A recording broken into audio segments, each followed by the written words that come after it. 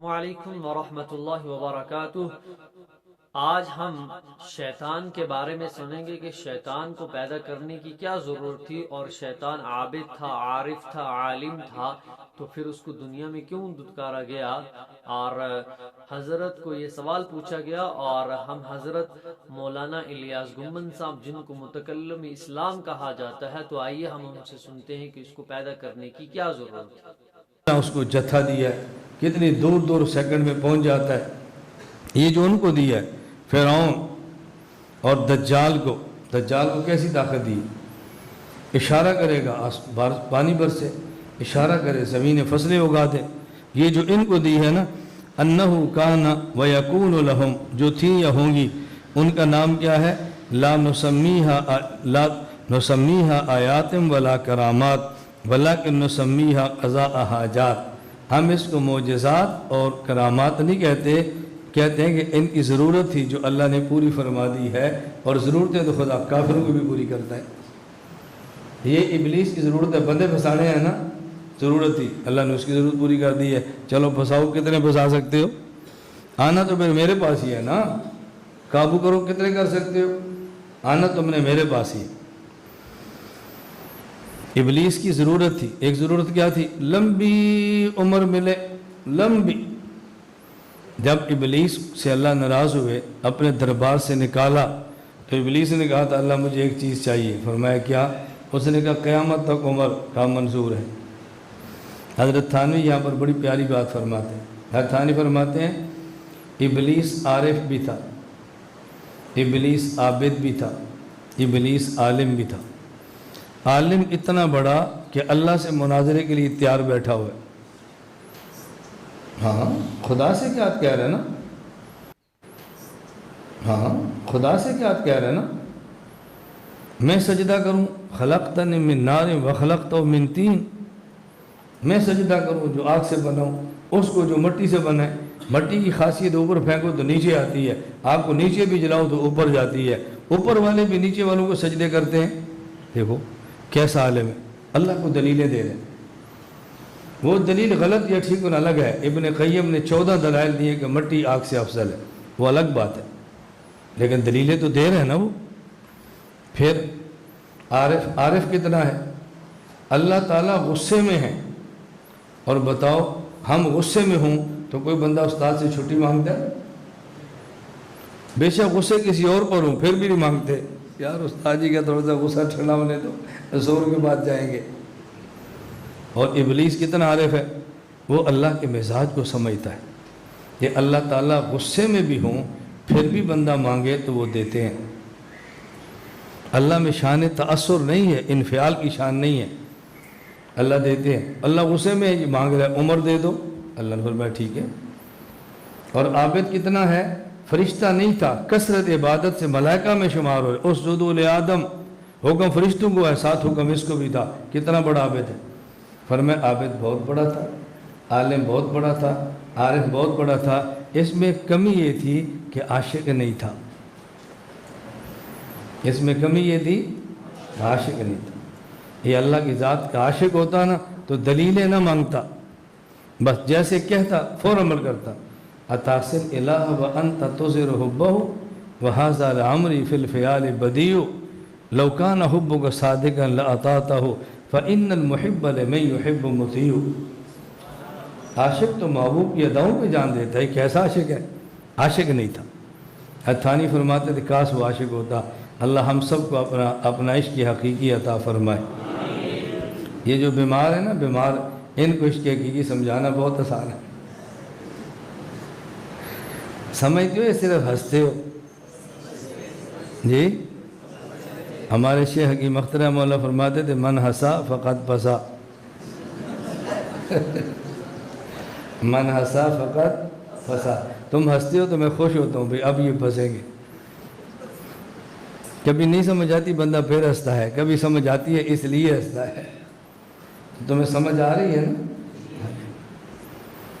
حضرت حکیم علوم تھانوی میں حضرت تھانوی کو بہت پڑھتا ہوں، آپ پڑھو ذرا، حضرت کے علوم پڑھو ذرا، تمہیں یقین کرو حضرت کو پڑھتے جاؤ گے نا اپنی جہالت کھلتی جائے گی، کھلتی جائے گی۔ کتنا بڑا میں جاہل ہوں، جہالت کھلے گی۔ حکیم الامت کو پڑھنے سے۔ حضرت تھانوی رحمۃ اللہ علیہ فرماتے ہیں کہ جو شخص، عجیب بات فرمائے، جو شخص اس کے مجازی میں مبتلا ہو اس کو عشق حقیقی سمجھانا بہت آسان ہے۔ وہ محبوب کے پیچھے پڑا تھا، وہ عشق کا مرض تو پہلے ہی ہے، اس کو یہ سمجھانا ہے کہ معشوق یہ نہیں ہے وہ ہے، بس اس کا محبوب بدلنا ہے، باقی تو بیماری اس کو پہلے ہی لگی ہوئی ہے۔ لأن اللہ تعالی یقضی حاجات اعدائہ استدراجا لہم، یہ ان کو ڈھیل خدا دیتے ہیں، ڈھیل، جاؤ کہاں تک جاؤ گے۔ والذین کذبوا بآیاتنا سنستدرجہم من حیث، کہاں جاؤ گے، املی لہم من حیث لا یعلمون، کہاں جاؤ گے تم، آنا تم نے میرے پاس ہی۔ وعقوبتاً، اور اس لیے تاکہ یہ جی بھر کے گناہ کریں، پھر ان کو جب ہم سزا دیں گے نا تو ان کو گلہ نہیں ہوگا ہمیں مارا کیوں ہے۔ فیخترون، پھر یہ دھوکے میں پڑ جاتے ہیں۔ فیزدادون طغیانا وکفرا، سرکشی اور کفر میں مزید آگے بڑھتے ہیں۔ وذالک کلہ جائز ممکن لا یستحیل، یہ سب کچھ اللہ کے لیے ممکن ہے کہ جس طرح نبی کو معجزہ دیتے ہیں، ولی کو کرامت دیتے ہیں، اپنے دشمن کو استدراج دیتے ہیں، ممکن ہے۔ لا یستحیل، یہ محال نہیں ہے۔ محال کی 3 قسمیں ہوتی ہیں، ایک ہوتا ہے محال عقلی، ایک ہوتا ہے محال شرعی، ایک ہوتا ہے محال عادی۔ محال عقلی کا معنی ہوتا ہے کہ عقل اس کو ناممکن کہے، شریعت نہ کہے، دن بھی ہو اور رات بھی ہو۔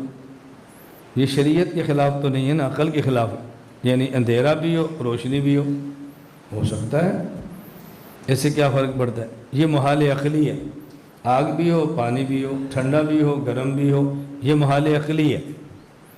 اور محال شرعی، کافر جنت میں جائے، یہ محال شرعی ہے۔ لا يدخلون الجنت حتى يلج الجمل في سم الخیاط، اللہ نے محال شرعی کو سمجھانے کے لیے محال عادی کی مثال دی ہے، نہیں سمجھے جیسی مثال دی ہے۔ اسی طرح محال عادی ہے کہ کوئی آدمی 500 کلومیٹر فی گھنٹہ دوڑے، شرعن بھی ٹھیک ہے، عقلاً بھی ہو سکتا ہے، لیکن عادتاً ایسے ہوتا نہیں۔ کان اللہ تعالی خالقاً قبل ان یخلق، اللہ تعالیٰ مخلوق کو پیدا کرنے سے پہلے بھی خالق تھے۔ ورازقاً قبل ان یرزق، رزق دینے سے پہلے بھی رازق تھے۔ واللہ تعالیٰ یرا فی الآخرہ، اللہ تعالیٰ کا آخرت میں دیدار ہوگا۔ وَيَرَاهُ الْمُؤْمِنُ وَهُمْ فِي الْجَنَّةِ بِأَعْيُنِ رُؤُوسِهِمْ، اور مومنین اللہ کو جنت میں اپنی آنکھوں سے دیکھیں گے، لیکن کس طرح، بلا تشبیہ ولا کیفیہ، نہ ہی اس کی کو ہم تشبیہ دے سکتے ہیں اور نہ ہی کوئی خاص اس کی کیفیت بتا سکتے ہیں۔ ولا یکون بینہ وبین خلقہ مسافۃ، اللہ اور اللہ کے مخلوق کے درمیان کوئی مسافت نہیں ہے۔ آپ سمجھ آ گئی؟ اللہ کہاں پر ہے؟ اللہ اور مخلوق کے درمیان کوئی مسافت ہی نہیں ہے۔ جب عرش پہ ذات کو مانو گے اور خود دنیا پہ ہوگے، مسافت تو ہوئی نا۔ اور امام حنیفہ کہہ رہے ہیں کوئی مسافت نہیں۔ پھر مجھے لوگ کہتے ہیں جو تم عقیدہ بیان کرتے ہو کہاں لکھا ہوا ہے؟ میں نے کہا الفقہ الاکبر میں لکھا ہوا ہے، پڑھو تو صحیح نا۔ آپ نے الفقہ، تو آپ نے حضرت متکلم اسلام جو حضرت مولانا الیاس گھمن صاحب جو ہیں، آپ نے ان کو سنا، حضرت نے بہت ساری باتیں بتائی ہیں آپ کو، آپ نے سنی کہ جو شیطان ہے یہ عالم بھی تھا، عابد بھی تھا، عارف بھی تھا، بلکہ جہاں اس جدو حضرت نے قرآن کی آیت پڑھ کر فرمایا جہاں فرشتوں کو حکم تھا کہ سجدہ کرے، وہاں شیطان کو جو اس وقت تھا اس وقت یہ بھی سجدہ کرتا تھا۔ اب خود سمجھیے، کیونکہ یہ عابد بھی تھا لیکن یہ تھا عاشق نہیں تھا۔ اگر یہ عاشق، جیسے حضرت نے فرمایا کہ حضرت تھانوی رحمہ اللہ رحمت واسعہ، انہوں نے فرمایا اگر شیطان عاشق ہوتا تو کبھی گمراہ نہ ہوتا۔